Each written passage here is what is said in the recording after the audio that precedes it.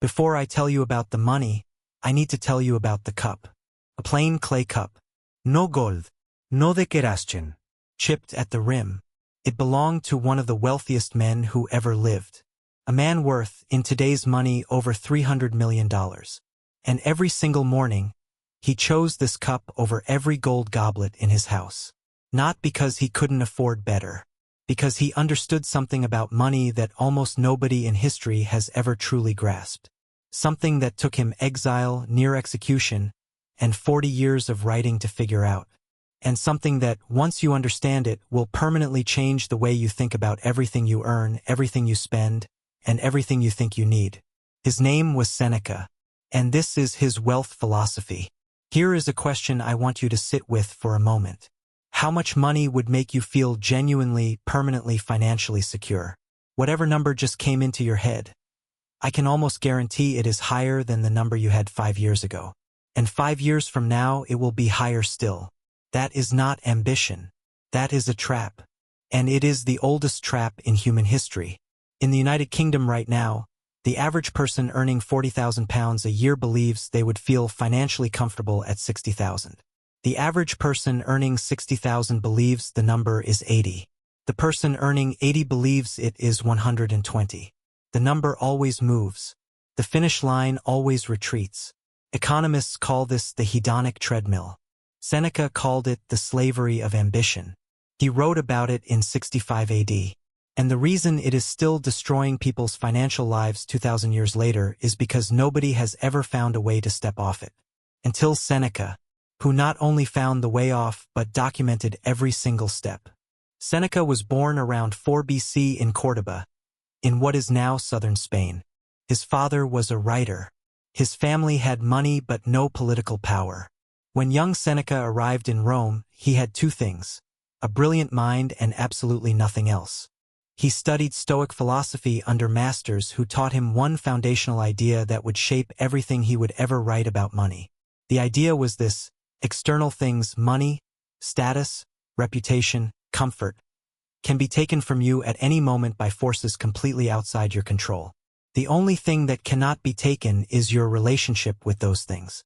Your ability to possess wealth without being possessed by it. Your ability to lose everything and still know who you are. He would need that idea sooner than he expected. By his early 30s, Seneca had become the most admired orator in Rome. He delivered a speech in the Senate so brilliant, so precise, so devastatingly well-constructed that Emperor Caligula, watching from the imperial box, felt publicly humiliated. Caligula ordered his execution that afternoon. Seneca was saved by a single lie. One of Caligula's advisors told the emperor that Seneca was already dying of tuberculosis and would be dead within months regardless. Caligula withdrew the order. Seneca went home that evening knowing two things with absolute certainty. First, that his life could end in a single conversation. Second, that his fear of that fact was the only thing that could actually destroy him. He survived Caligula. He did not survive Claudius. The next emperor exiled Seneca to the island of Corsica. 8 years. Alone. On a windswept rock with no senate, no students, no audience, and no income. He lost almost everything he had built. And here is the financial lesson inside that biographical fact that almost every Seneca biography completely misses. While in exile, Seneca did not collapse. He did not spend those 8 years mourning his lost wealth and status. He wrote. He thought. He refined the philosophy that would make him richer than he had ever been before. Because he had already practiced losing everything, in his mind every single day for years before it actually happened. The loss arrived and found him ready. That is not luck. That is a financial strategy. And it is one you can use starting this week. When Seneca returned to Rome under Emperor Nero, he was appointed imperial advisor and speechwriter. He became the most powerful man in Rome who was not the emperor. He built an enormous fortune, multiple villas, vast landholdings, money-lending operations stretching from Britain to Egypt, $300 million in today's terms. And the entire time, he was writing letters to his friend Lucilius explaining exactly why none of it was the point. Not because money is evil. Not because wealth is shameful. but because he had watched up close, from inside the wealthiest circles in the world, what happened to people who confused the accumulation of money with the building of a life. They got the money. They lost the life. Every single time. He developed a practice he called Premeditatio Malorum, negative visualization. Every morning, before he did anything else, Seneca would sit in silence and deliberately imagine losing everything he owned. His home, his money, his reputation, his health, the people he loved. Gone. All of it. By tomorrow morning, he would sit with that image until it no longer frightened him. And then he would go about his day. He wrote, "Set aside certain days on which you shall be content with the scantiest and cheapest fare, with coarse and rough dress, saying to yourself, 'Is this the condition I feared? Is this the condition I feared?'" Read that again, because that one question contains more financial intelligence than most people accumulate in an entire lifetime. Let me show you exactly what Seneca's philosophy looks like against 3 specific financial traps that are destroying people's wealth right now in 2025. Not vague concepts, specific mechanisms, with specific numbers. Trap 1, the lifestyle inflation trap. The Office for National Statistics published data last year showing that UK households in the top income quartile, earning over £62,000, save on average just 8% of their income. The bottom quartile, earning under $20,000, saves almost nothing.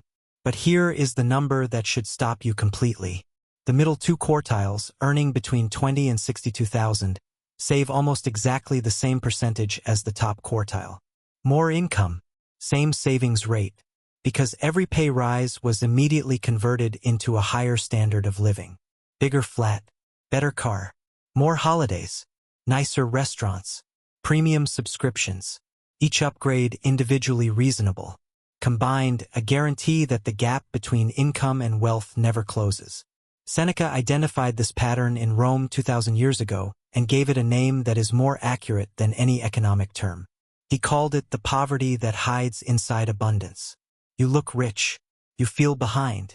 You are both things simultaneously. And the mechanism keeping you there is not your income. It is your baseline. Your financial baseline is the standard of living below which you feel you are failing. Every lifestyle upgrade raises the baseline. Once raised, it almost never comes back down. Because downgrading feels like loss even when the original level was perfectly comfortable. This is not weakness. This is human psychology operating exactly as designed.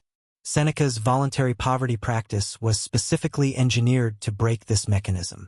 By deliberately and regularly living below his baseline, and discovering it was fine, he prevented the baseline from rising in the first place. Trap 2, the comparison trap. A 2023 study from the University of Warwick found that people's financial satisfaction is more strongly predicted by how their income compares to their neighbors than by the absolute amount they earn. Someone earning $50,000 in a street where everyone earns $40,000 reports higher financial satisfaction than someone earning $70,000 in a street where everyone earns $90,000. We are not managing our finances. We are managing our position in an invisible social ranking that nobody consciously chose to enter and nobody can win. Seneca wrote, "It is not poverty that brings misery, it is the comparison." He watched Rome's richest men compete in an escalating arms race of villas, banquets, and spectacles that made each of them feel simultaneously wealthier and more behind. The senator with 50 rooms felt poor next to the senator with 100. The man with 100 felt poor next to the one with a private harbor. Nobody felt rich. Everyone felt inadequate. All of them were objectively wealthy beyond any reasonable measure. In 2025, this plays out on a screen in your pocket instead of a Roman street. But the mechanism is identical and the damage is identical. You are comparing your internal financial reality to someone else's carefully curated external performance. You do not know their debt. You do not know their anxiety. You do not know what they gave up or what they owe. You are making yourself poor by measuring yourself against a fiction. Seneca's solution was a single question he asked himself every morning. Not, am I richer than yesterday? Not, am I richer than my neighbor? But simply, am I freer than I was 1 year ago? Freer from debt. Freer from financial obligation. Freer from the fear of losing what I have. Freedom, not accumulation, was his measure of financial progress. Trap 3, the fear trap. This is the one Seneca considered the most dangerous. And it is the one that almost nobody talks about. Most people do not spend money to gain pleasure. They spend money to avoid the feeling of having less. There is a difference, and it is enormous. Spending to gain pleasure is a conscious choice made in the direction of something you genuinely want. Spending to avoid loss is a defensive reaction driven entirely by fear. You keep the gym membership you never use because canceling it means admitting you cannot afford it or that you have given up. You upgrade your phone because keeping the old one feels like falling behind. You take on credit card debt to fund a holiday because not going would mean your life looks worse than it did last year. None of these are financial decisions. They are fear responses wearing the costume of normal spending. And Seneca's diagnosis was precise. The fear of poverty is the thing that makes poverty inevitable. Because every decision made from that fear moves money away from wealth building and toward appearance maintaining. Over a working lifetime, the gap between those two directions is not thousands of pounds. It is hundreds of thousands. His prescription was the same practice he prescribed for everything. Face the fear directly, deliberately, on your own terms, before it forces itself on you. Live below your baseline for 1 week. Not forever. 1 week. Discover that the condition you feared was never as bad as the fear of it. And watch what happens to every financial decision you make after that. Here is your one Stoic action for this week. I call it the Seneca Audit. Takes 1 hour, costs nothing, and it will show you something about your financial life that no bank statement has ever shown you. Step 1. Open your last 30 days of bank and card transactions right now or later today. Write down every single non-essential transaction. Anything that was not rent, mortgage, utilities, food, transport, or minimum debt payments goes on the list. Everything. All of it. Written down in one place. Step 2. Next to each item, write one of 2 words. Served. Meaning this purchase genuinely added something lasting to your life. You would make this decision again tomorrow without hesitation. Consumed. Meaning it satisfied something in the moment and left nothing behind. The dopamine lasted hours. You barely remember making the decision. Step 3. Add up the total cost of everything marked consumed. That number is your lifestyle inflation tax. It is the monthly cost of spending in response to fear, comparison, and unconscious habit rather than deliberate intention. For the average UK household, that number is somewhere between £400 and £900 per month. Over a year, that is between £5,000 and £11,000. Over a decade, invested rather than consumed at a 7% average return, that is between £70,000 and £150,000. That is not a budgeting problem. That is a philosophy problem. And the Seneca Audit is the first step toward solving it. Seneca wrote, "It is not the man who has little that is poor, but the man who hankers after more." The audit will not tell you to spend less. It will tell you whether the money leaving your account is building the life you chose, or the life you drifted into. That is the only financial question that has ever mattered. Do the audit this week. Come back to the comments and tell me one thing that surprised you. Not the number, just what you noticed. The comments section of this video is about to become one of the most honest financial conversations on YouTube. I will reply to every single one. We began with a clay cup. In 65 AD, the year Seneca died, Emperor Nero sent a single messenger to Seneca's villa with a single instruction. Take your own life. Tonight, Seneca was 69 years old. He had more money than almost anyone alive. He had more influence than almost anyone who had ever lived. He had villas in 3 countries, a private library of thousands of scrolls, and the ear of the most powerful man in the world. He sent the messenger back without a word, gathered his students around him, opened his veins, and spent his final hours not lamenting what he was losing but dictating philosophy. His students were weeping. Seneca told them to stop. He said, "Where are your Stoic principles? Where is the philosophy we practiced for so many years for exactly this moment?"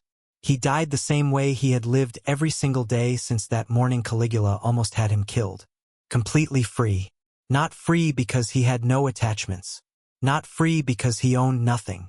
Free because he had spent 40 years practicing not needing the things he had. Deliberately, systematically, every single morning with that clay cup. Until the freedom was not a practice anymore. It was just who he was.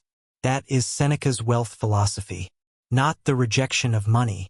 Not poverty dressed up as virtue.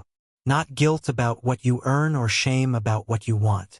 The complete, deliberate, daily mastery of your relationship with money. Wealth that serves your life. Never, under any circumstances, at any income level, in any economy, wealth that owns it. If this changed something for you, subscribe. Every Monday, Wednesday, and Friday we go deeper into the financial philosophy of the ancient world and show you exactly how it applies to your bank account today. Next video drops Wednesday. The 2,000-year-old cure for impulse spending. Epictetus figured out the psychology of overspending before psychology existed.